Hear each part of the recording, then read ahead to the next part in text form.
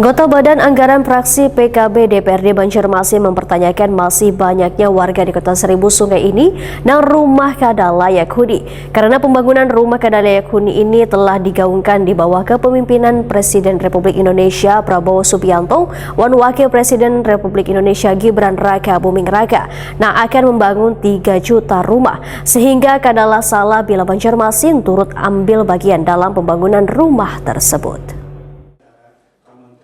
Anggota Badan Anggaran Fraksi PKB DPRD Banjarmasin, Dedi Sopian, wayah rapat Badan Anggaran DPRD Banjarmasin bersama tim anggaran pemerintah Kota Banjarmasin yang menghadirkan Dinas Perumahan Rakyat Wan Kawasan Permukiman Banjarmasin di ruang paripurna DPRD Banjarmasin jelang kemarian Minggu 17 November 2024 mempertanyakan masih banyaknya warga di Kota Seribu Sungai ini nang rumah kada layak huni. Karena pembangunan rumah kada layak huni ini telah digaungkan di bawah kepemimpinan Presiden Republik Indonesia Prabowo Subianto dan Wakil Presiden Republik Indonesia Gibran Raka Buming Raka yang akan membangun 3 juta rumah. Sehingga kadalah salah bila Banjarmasin turut ambil bagian dalam pembangunan rumah tersebut.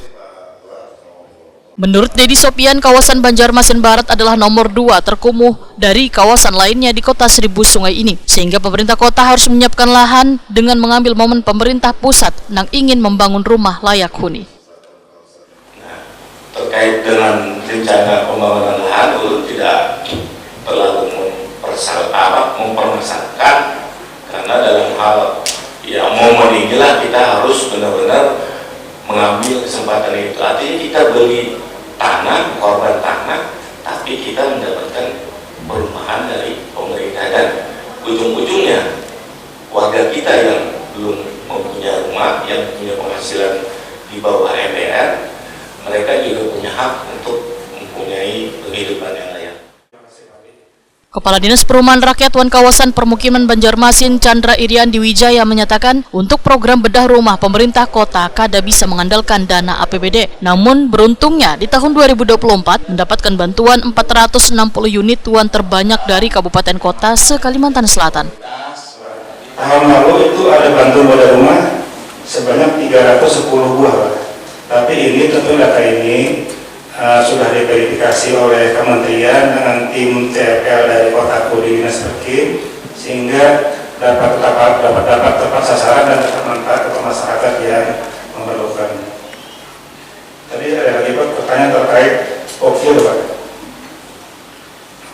Titian Pak Alira. Jadi gini Pak, jadi Dinas Perkim bukan membeda-bedakan Pak. Jadi dulu Pak, di Perkim itu ada namanya Cipta Karya, namanya Dinas CK dan Perkim. Jadi nih Pak, jika suatu titian berada di kawasan umum, maka fokus penanganannya ada di Perkim.